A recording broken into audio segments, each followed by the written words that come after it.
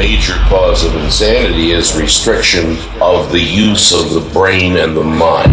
Tridentum, it means 3 teeth in Latin, but trident is the divine weapon of destruction and creation. We just love to create, whether it be, song or video or design or anything. It's like the whole thing for us, it's sort of that create or die premise.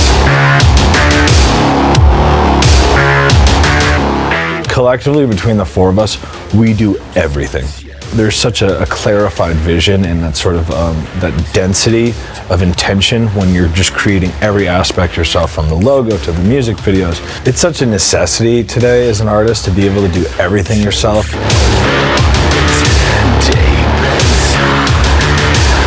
I went to Icon in 2012. I was first online. Level 3, I came in-house to the Glendale location.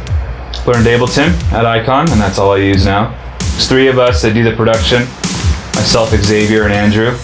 Because everyone has such a sort of multi-discipline of being able to produce, especially between those 3 guys, it can get passed around a lot. We don't necessarily have a specific writing formula. The song can start in any corner of the 4 of us. There is no right or wrong way for us to do it, and we don't like to constrict it to a formula, because the thing about writing songs is you don't even know where they're coming from, in terms of inspiration. Collaborating with 4 people is difficult.